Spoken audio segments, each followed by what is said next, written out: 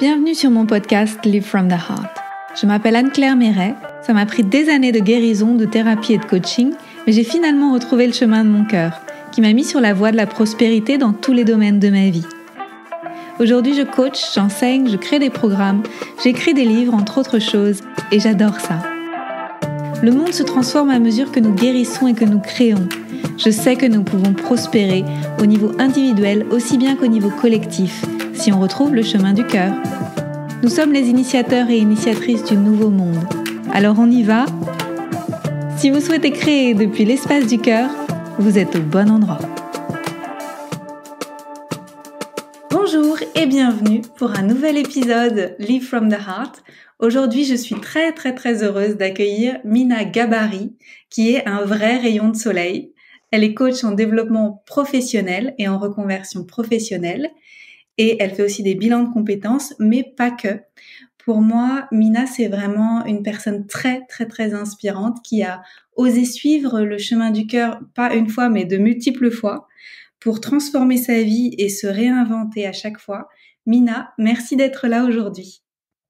Bonjour Anne-Claire, merci beaucoup pour cette jolie présentation et merci à toi de m'inviter dans ce podcast-là. C'est le premier, c'est ma première expérience de podcast.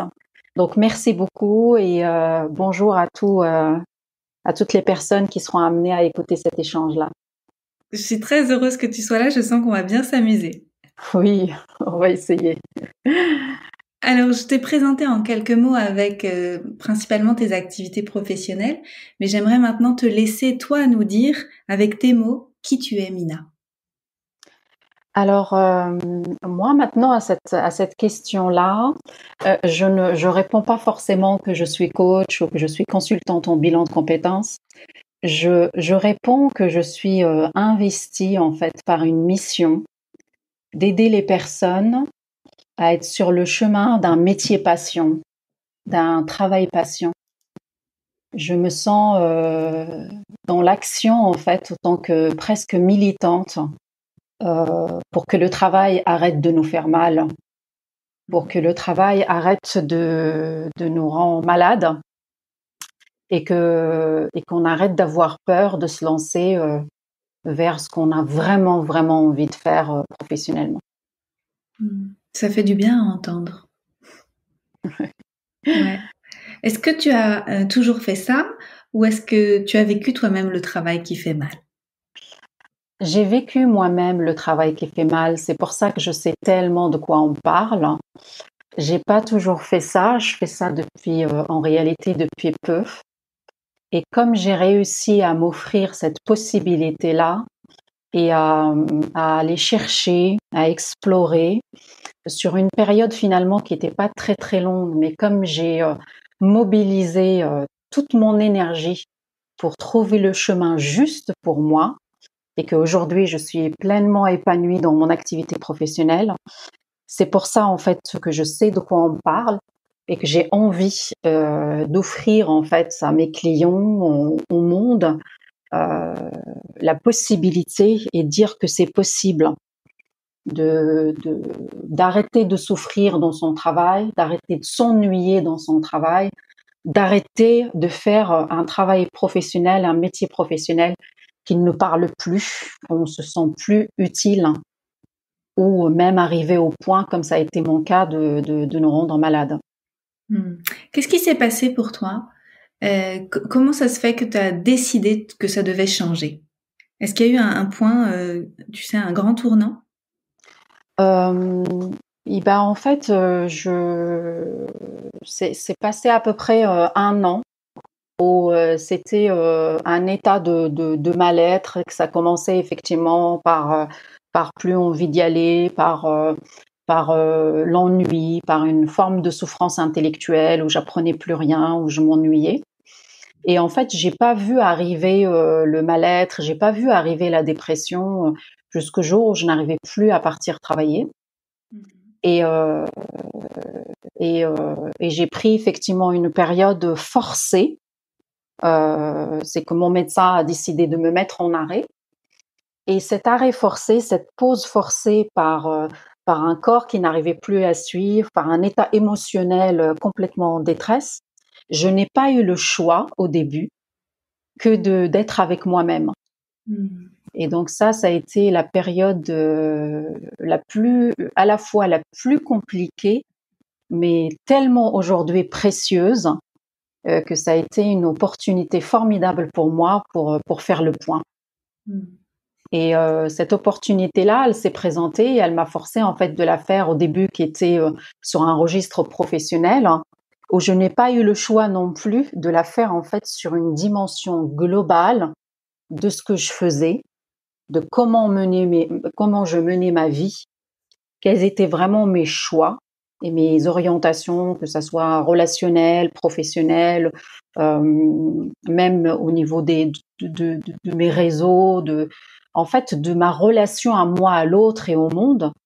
Donc, ça a été une période compliquée d'aller, moi, ce que j'appelle aujourd'hui descendre dans la cave et aller regarder ce qui se passe un petit peu, de ranger les cartons avant de remonter à l'étage et commencer vraiment à construire.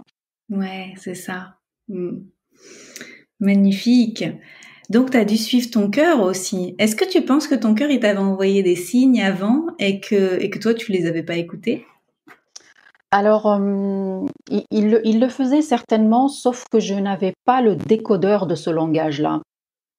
En fait, on est, en tout cas ce qui a été mon cas, élevé dans une dimension beaucoup plus dans le mental, dans des formes de liste de priorités, d'organisation, une forme de contrôle et par conséquent beaucoup de rigidité et une illusion de maîtrise de situation qui effectivement ne laissait absolument pas place à l'écoute de ce langage et par conséquent pas du tout de la compréhension de ce langage-là.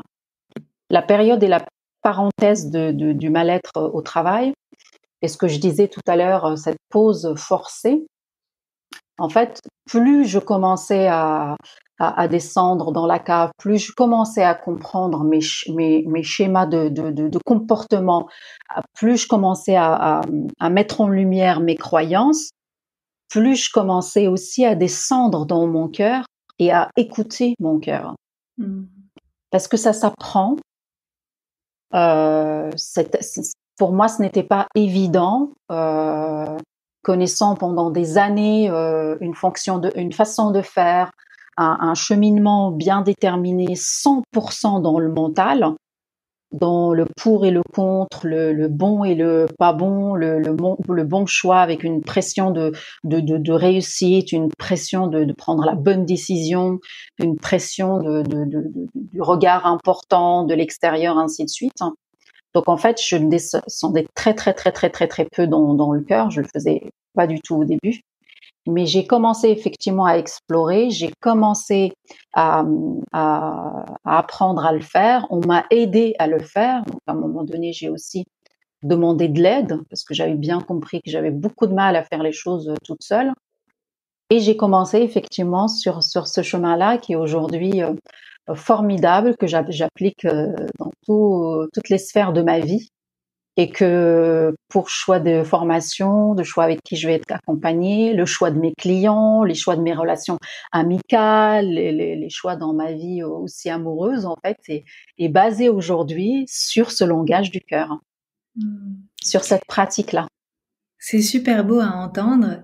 Et je me souviens qu'on avait discuté toutes les deux il y a quelques semaines et que tu m'avais raconté que quand tu étais en poste et que finalement sur le papier tout était beau, tout était bien, de vouloir quelque chose de différent, c'était un peu comme un caprice. Et aujourd'hui, quand je t'entends et que tu me dis je choisis ça, je choisis ci, je choisis ça dans tel domaine de ma vie, on voit bien que c'est quelque chose qui est très affirmé et qui est pas de l'ordre d'un caprice, mais plutôt d'un alignement.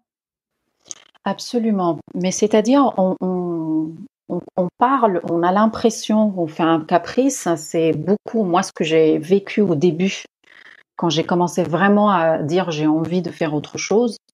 En fait, le caprice, c'est pas tellement moi que je l'ai ressenti toute seule dans mon coin. En fait, c'est mon entourage, mes collègues, mes connaissances qui ont commencé à me dire, mais toi, t'as pas de problème, en fait, tu cherches les problèmes. que tu fais un caprice, comme tout va bien, bah toi en fait tu cherches à avoir des problèmes parce que normalement sur papier tu as un poste de cadre, tu travailles dans l'administration, j'avais une voiture de fonction, un téléphone portable, des horaires que je pouvais effectivement aménager en fonction de mes contraintes. J'avais vraiment, c'est vrai que j'avais des très très bonnes relations parce que j'étais déléguée d'assurance maladie en relation avec les professionnels de santé, donc j'avais une relation vraiment privilégiée avec beaucoup de professionnels de santé. Mais il y avait quelque chose qui n'allait pas, qui n'allait plus. Parce que ce métier-là, je l'ai aimé au début. J'ai énormément appris au début, mais arrivé un moment en fait où j'avais fait le tour, où je n'apprenais plus rien. Donc effectivement, au début, il y avait tu fais un caprice. Après le caprice, il y avait effectivement toutes les peurs liées au regard de l'autre, que tu vas quitter une situation, la fameuse sécurité de l'emploi.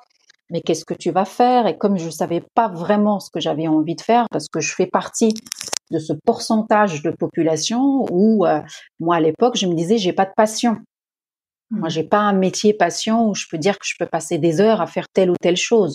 J'avais pas ça. Donc en fait, face au brouillard de ce que j'ai envie de faire, de comment aussi avec cette phrase qui est extrêmement lourde à assumer, comment je vais gagner ma vie, et ben en fait, je me laissais aussi, on va dire, influencer par les doutes, par les peurs de mon entourage, par mes collègues, par toutes les personnes autour de moi, en me disant, bah finalement, peut-être que tu fais un caprice. Alors, comment tu as fait pour en sortir? Bah en fait, moi je reviens toujours à la même chose. Cette période de mal-être m'a éloignée naturellement de beaucoup de personnes. C'est-à-dire que le fait de me concentrer sur moi, que je n'étais pas bien, bah, ça fait déjà d'une manière naturelle beaucoup de ménage autour de moi et beaucoup de personnes ont quitté le navire comme ça, sans demande de ma part. Ça s'est fait naturellement. Et plus je restais de plus en plus avec moi-même, ce fameux tête-à-tête, plus je discutais, plus j'accordais un petit peu, on va dire, chaque jour, de l'importance à ce que je pouvais ressentir. Et j'ai commencé à me dire et si on écoutait cette envie-là? Et si on essayait de faire autrement? Ouais. J'ai reçu récemment Clémentine, que tu as reçue aussi, Oui. et elle disait que ressentir n'est pas une maladie. Et je pense qu'il y a beaucoup de gens dans le milieu du travail qui mettent leur ressenti sous le tapis en se disant justement non, je vais pas faire de caprice, je vais continuer, je vais serrer les dents et je vais continuer à avancer. Et toi, tu t'es dit non, je vais faire une pause et je vais ressentir et écouter à l'intérieur. C'est vraiment un autre chemin. Complètement. Parce qu'en fait, au début, c'est aussi, on n'est pas à l'écoute parce qu'on on est conditionné si on vit dans les émotions, dans l'écoute de soi, c'est quelque chose le monde des bisounours. Et s'il y a aussi une forme de faiblesse, parce que parler de ses ressentis, parler d'un mal-être, ça renvoie pas quelque chose de glamour, ça renvoie pas la force, ça renvoie pas une réussite, ça renvoie pas quelque chose de positif. Forcément, c'est pas évident, c'est pas agréable, on n'a pas forcément envie de partager un état de mal-être, dire que on se sent pas très bien, surtout, comme on disait tout à l'heure, qu'on sur le papier, de l'extérieur, la situation elle est presque idéale. Ouais. Et qu'on doit pas. Et moi, j'ai aussi beaucoup culpabilisé parce que dans ma tête, je me racontais aussi toutes les histoires de se dire, il y a beaucoup de gens qui trouvent même pas de travail. Le pourcentage du chômage en France, il est extrêmement élevé. Plus effectivement toutes les peurs de comment tu vas assumer, comment tu vas faire. Alors en fait, de partir d'une situation connue et partir complètement à l'exploration d'une situation inconnue. Et moi, je me rappelle, ce qui me faisait extrêmement peur, c'est qu'en fait, je me disais, mais tu vas quitter un boulot, tu es payé sur 14 mois avec beaucoup d'avantages, et que tu vas partir t'inscrire au chômage. Tu vas devenir chômeuse. C'était mais un truc c'était une espèce de tsunami quand je me racontais ça au début, quand je disais ces phrases-là au début, c'était extrêmement paralysant parce que je me concentrais en fait sur l'extérieur, sur les situations de l'extérieur et plus je me concentrais dessus, plus je leur donnais de l'importance. Donc t'es revenu dedans. C'est comme ça que t'as réussi à gérer les tsunamis émotionnels. Exactement. À partir du moment où j'ai commencé à comprendre, et moi, il y a une phrase qui m'a marquée il y a un petit peu maintenant, on va dire 1 an et demi, 2 ans, c'est tout part de moi. À partir du moment où j'ai commencé à méditer là-dessus, tout part de moi, sur mes envies, mes aspirations, avec qui je fréquente, ce que j'ai envie de créer dans le monde, comment j'ai envie de le faire. Et ben en fait, on commence à être en quête de solutions et non pas en quête de problèmes. Et toute la démarche est différente. On se positionne en partant souverainement de ce que nous sommes, de ce qu'on a envie de faire. Et à partir du moment où ce sentiment, cette position est pleinement alignée, pour remplacer aligné, il y a quelque chose de l'ordre du consolidé à l'intérieur, il y a une forme de sécurité qui commence à se mettre en place, ben en fait, il a suffi de me mettre en quête de solutions. Et en peu de temps, j'ai trouvé un dispositif de démission reconversion. J'ai pu démissionner pour pouvoir aussi profiter et demander l'allocation chez Pôle emploi. J'ai commencé à créer ce dossier qui est parti. Et normalement, on nous dit qu'il faut plus de 6 mois pour le préparer. Je l'ai préparé en 6 mois parce que ça partait d'un autre espace où il n'y avait plus de peur. Oui, c'est ça. Donc forcément, ça part du cœur. Donc, moi, j'ai envie de dire aujourd'hui que on a appris pendant des années une façon erronée de prendre nos décisions. Ouais. On a concentré, on a donné une importance incroyable au mental, alors qu'il est censé, à mon sens, être au service des décisions de mon cœur.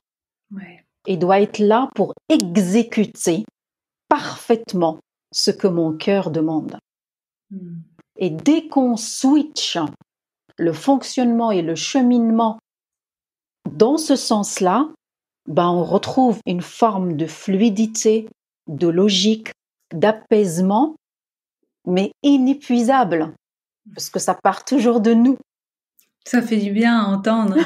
Je pense qu'il y a pas mal de gens qui doivent nous écouter, qui hésitent à sauter le grand pas, de suivre leur cœur et puis de se reconvertir ou peut-être de changer de poste même dans la même entreprise ou en tout cas faire autre chose. Exactement. Et ça, c'est vrai que de là où ils sont, ils voient pas forcément que la vie va les aider quand eux vont faire les premiers pas. Parce que c'est ça qui se passe aussi, c'est que toi, comment t'as vu que la vie t'aidait quand toi, tu t'aidais toi-même? En fait, moi, je pense que la première des choses qui m'a aidée, honnêtement, c'est qu'un matin, je me suis engagée. Je me suis dit, tu as toujours été forte, tu as toujours déployé des stratégies, des choses énormes pour réussir, pour faire des études, pour être celle de ta famille qui fait plus d'études, pour avoir ce poste de cadre, pour vraiment avoir la forme de réussite conventionnelle. J'ai déployé une énergie incroyable pour construire cette vie-là. Ouais. Je me suis dit, si tu t'engageais à déployer rien que 30% de cette énergie-là pour comprendre le mal-être, pour savoir ce qui se passe, et qu'est-ce qu'on a raté, mais qu'est-ce qui s'est passé. Donc en fait, à partir de là, c'est une forme d'engagement vis-à-vis de moi, mais à l'époque, je ne le savais pas. En fait, je me suis engagée vis-à-vis de moi avant de demander à la vie. En fait, là encore, c'est que je me suis engagée moi en disant je vais demander de l'aide. Je n'arrive pas à faire toute seule, je n'arrive pas à m'en sortir, je ne sais pas ce que je veux faire. Donc j'ai commencé par prendre une thérapie. Je me suis intéressée, étant donné que j'étais acteur pendant plus de 15 ans de la prise en charge médicale conventionnelle de la santé, je la connaissais, donc je savais que ma solution, elle n'allait pas se trouver là. donc pas d'antidépresseurs. Je savais pertinemment que c'était pas ma voie. Donc j'ai commencé en fait à explorer tout ce que moi j'appelle le chemin parallèle, toute la prise en charge parallèle, sophrologie, soins énergétiques, Ayurveda. J'ai pris une thérapeute et j'ai arrivé à un moment donné où je me suis dit j'ai besoin d'être coachée, j'ai besoin de prendre une coach pour m'aider à définir mon projet professionnel.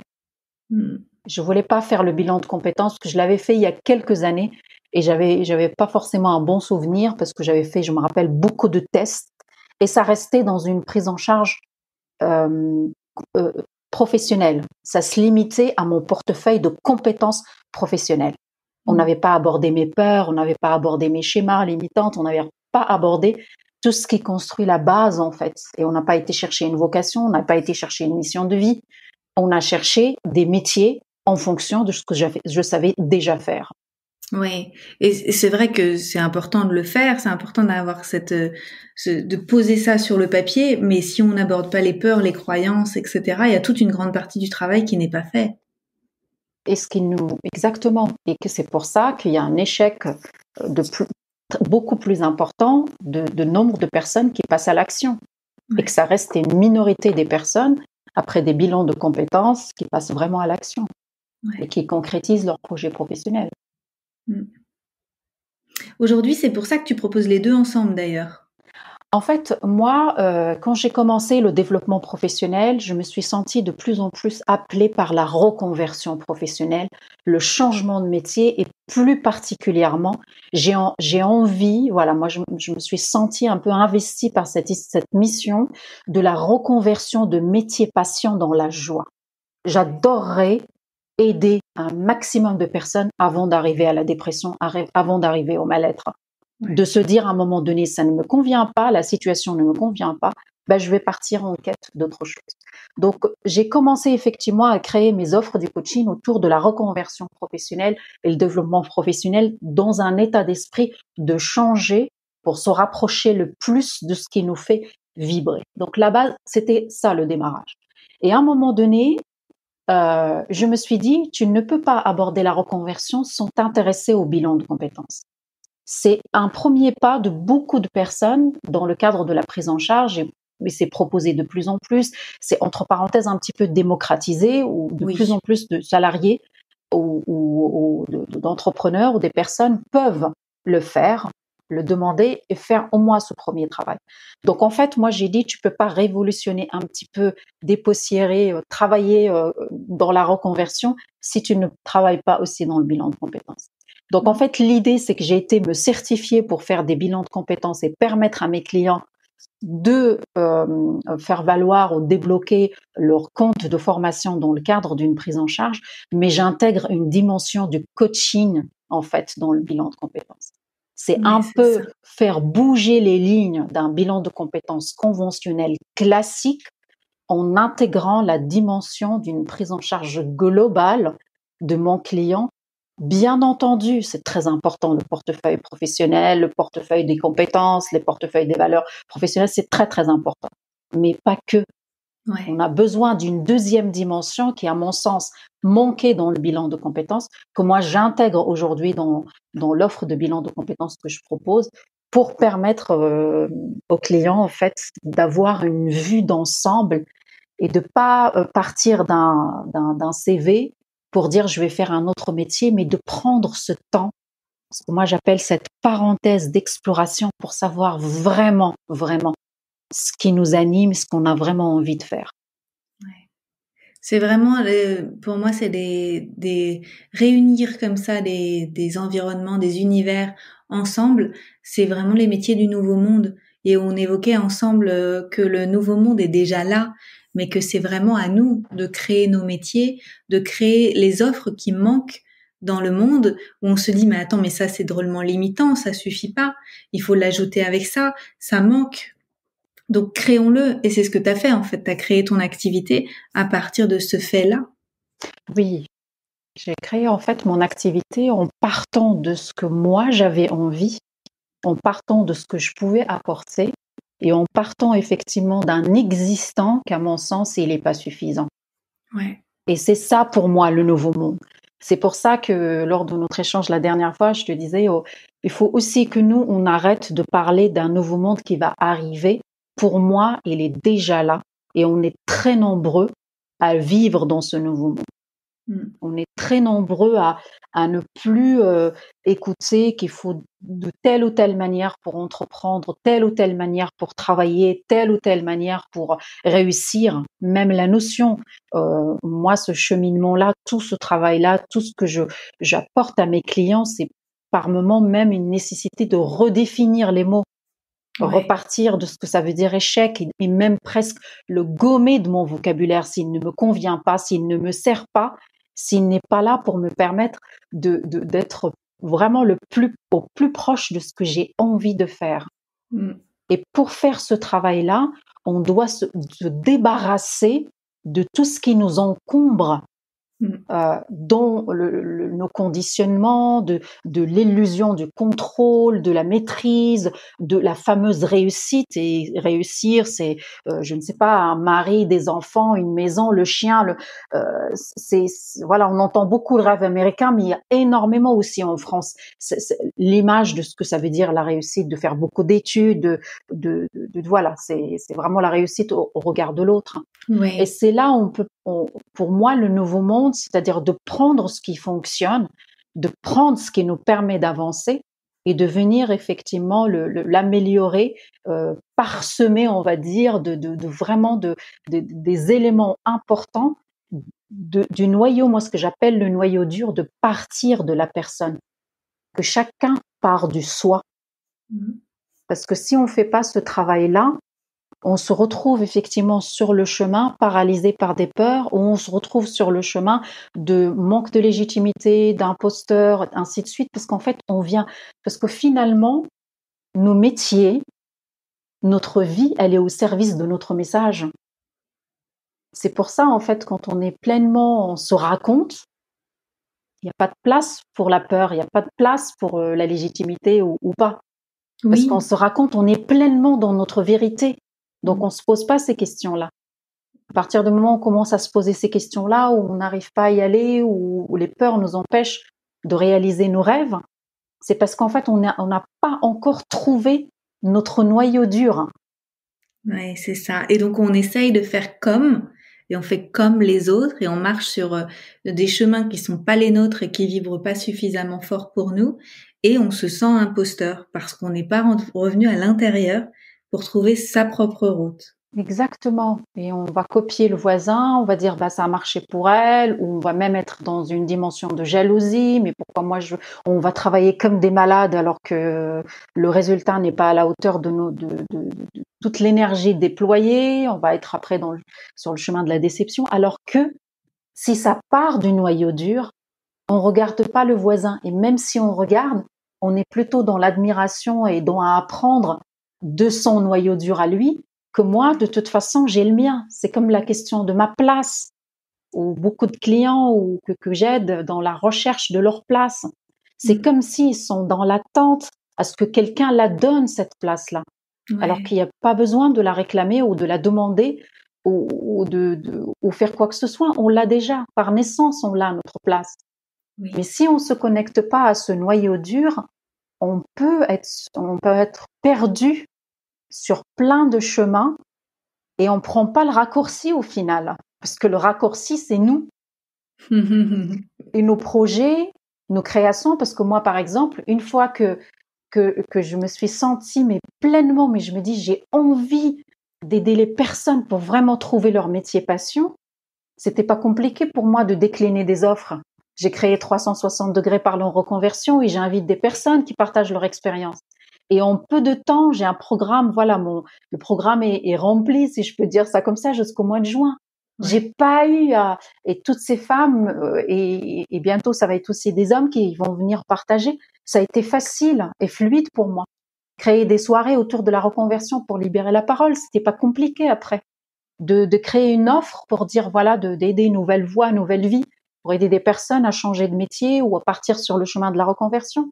Intégrer le bilan de compétences tout en intégrant la dimension du coaching, c'était pas compliqué pour moi parce que tout ça vient au service de mon message de ma contribution, de vraiment être dans une reconversion joie et non pas après un espace où ça part vraiment de quelque chose de douloureux. Ou parce que par l'émission 360 degrés, parce qu'on échange ensemble, parce qu'on échange dans notre entourage, il y a énormément de reconversions, mais le point de départ, chez beaucoup de personnes, ça a été comme moi. C'est vraiment de ne pas être bien avant de commencer à faire des choix et avant de commencer à être à l'écoute de soi. Oui. Moi, ce que j'entends dans ton partage qui est vraiment passionné, c'est aussi que quand tu as compris toutes ces choses-là pour toi, tu as décidé de les transcender et de les mettre au service du monde. Et que certainement que tu es porté quand tu fais ça. Et moi, c'est aussi ce que j'aperçois dans ma vie et ce que je vois avec la vie de mes clientes et tout ça, c'est que quand ça dépasse le petit soi, tu vois, notre petite personne et nos propres intérêts et nos propres difficultés, et qu'on décide de se mettre au service de la vie pour aider les autres humains dans le monde aussi à plus être dans cet état de souffrance, il y a comme une vague qui nous emporte, et alors on arrive à avoir de la persévérance, alors on arrive à dépasser les difficultés. Il y a quelque chose de magique là-dedans, hein.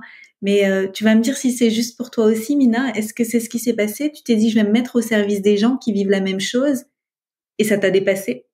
Oui, en fait, moi maintenant, je dis ce que je disais tout à l'heure par rapport aux femmes au noyau dur, et aujourd'hui, j'ai même compris que c'est au-delà. Moi, c'est un message. Je suis là pour délivrer un message, et tout ce que je fais, ma contribution dans la dimension professionnelle, elle est au service de ce message-là, qui peut-être le mot me dépasse, peut faire peur, mais qui en fait est plus grand que la dimension de Mina autant que personne. C'est beaucoup plus grand que ça, parce que je me sens en fait investie. C'est pour ça que j'ai utilisé le mot peut-être qui était fort tout à l'heure, mais disons je milite. Je me sens vraiment,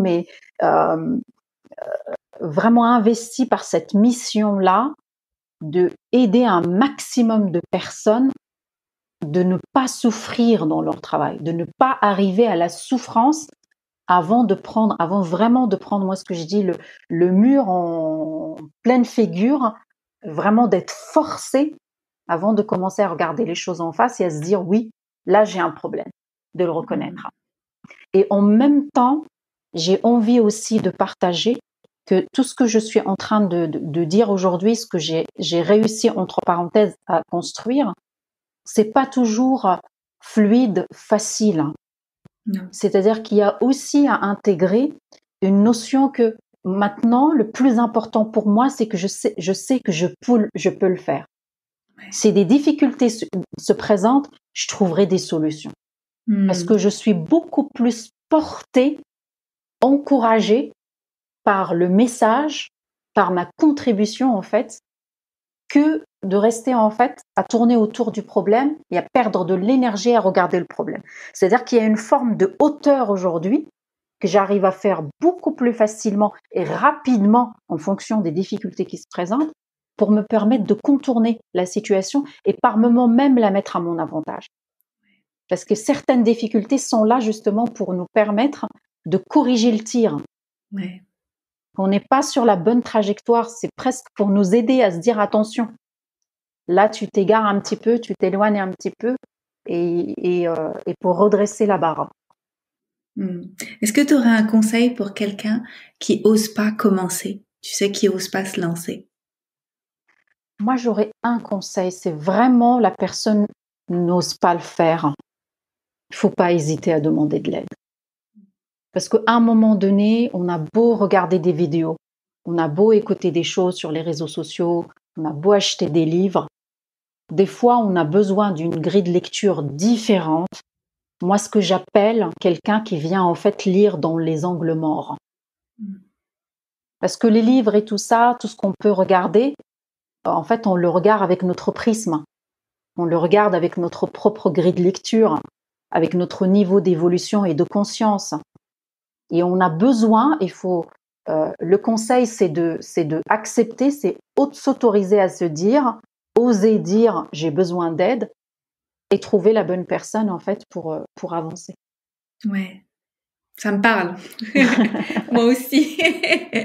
Quelqu'un qui nous met en face, qui nous tend un miroir et qui nous dit là, t'as pas vu. Oui, c'est ça. Là, t'as pas vu. Et là, tu as vu, mais tu as pas vu assez. Ouais. C'est tellement plus grand que ça. Ou là, ça, tu l'as vu, mais tu l'as pas vu dans le bon sens. Il y avait ça aussi. Et ce qui est surprenant et extraordinaire à la fois, c'est que quand on commence à demander de l'aide, en fait, ça met en lumière des choses et on se rend compte que c'était tout ce qui était évident, mais tellement évident qu'on n'a pas pu le voir seul. Ouais. Tellement naturel chez nous, tellement on le fait comme ça et c'est tellement facile parce que c'est en nous, ça part en nous, donc il y a aucun effort. Bah en fait, on se dit, moi ça a été le cas et je me suis dit, mais en fait ça je l'ai toujours su. Comment ça se fait que j'ai eu besoin à ce que quelqu'un me le regarde et tourne le miroir justement pour me permettre de le voir. Et c'est souvent le cas. Ouais, je suis d'accord.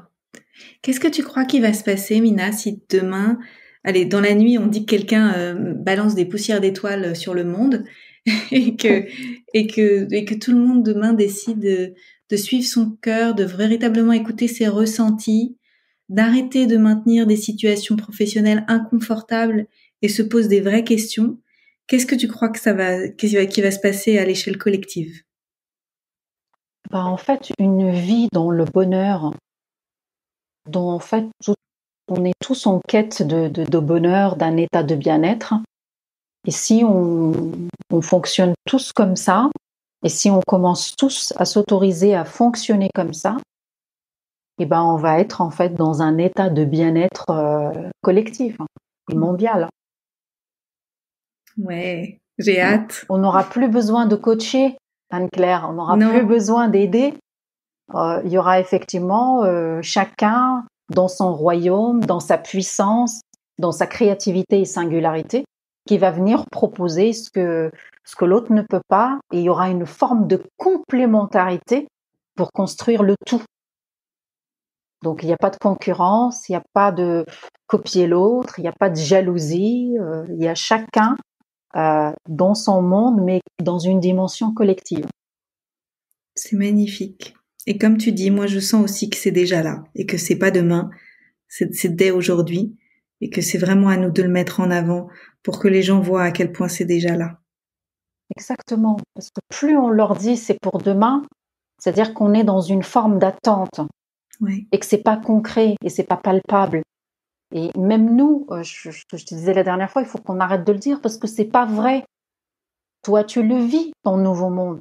Ce monde-là, Complètement. tu le vis tous les jours. Tu œuvres tous les jours et moi, je le vis depuis que j'exerce ce métier-là. Tous les jours. Et je connais plein de personnes aujourd'hui dans mon entourage. On est dans ce monde-là. Donc, Oui. arrêtons de dire qu'il est nouveau parce qu'il est déjà. C'est notre monde et c'est à nous d'embarquer un maximum, de montrer peut-être l'exemple, peut-être qu'il faut allumer plus de lumière, faire plus de bruit, je ne sais pas, mais voilà, parce que je trouve aussi que dans la sémantique nouveau, ancien monde, il peut être une forme un peu de séparation. Il y a les autres, il y a nous, alors qu'on est tous ensemble, on est tous connectés et tous ensemble. Oui, c'est plus une évolution Oui, c'est une transition. exactement. Ouais, c'est ça. Génial. Merci Mina pour tout ça. Dis-moi, si on veut te suivre, suivre tes émissions, suivre ton travail et éventuellement prendre aussi des rendez-vous avec toi, comment on te trouve? Alors, sur Instagram, mon compte Les Champs des Possibles. Sinon, sur Facebook, Les Champs des Possibles ou Mina Gabarret pour me trouver. Donc, normalement, il y a mon adresse mail ou on peut m'écrire en message privé. 360 degrés l'émission, je poste régulièrement le programme et normalement, j'ai rendez-vous lundi à midi avec la merveilleuse Lucille Foch pour parler manifestation. Donc lundi, on va Génial. manifester une reconversion réussie. Ouais, génial. Bah, au moment où le podcast sera posté, ce sera dans quelques semaines, les gens pourront aller retrouver les anciennes émissions directement sur ton compte Instagram dans tes IGTV. C'est ça. Et je mettrai le lien, moi, pour que les gens puissent te trouver facilement. Est-ce que tu as un mot de la fin, quelque chose à ajouter pour les personnes qui nous écoutent ? Osez vivre vos rêves. Arrêtez de les rêver, osez les vivre. Oui, merci. Merci beaucoup Anne-Claire pour cette émission. Merci à toutes et à tous et à très bientôt pour de nouvelles aventures. Merci, au revoir. Au revoir. Merci pour votre présence. Si vous avez aimé cet épisode, je vous invite à le partager avec vos amis et à suivre le podcast pour être au courant des prochains épisodes. Et suivez-moi sur mon site internet anneclairemeret.com et sur mes réseaux sociaux pour être au courant de mes prochains programmes et formations. À bientôt!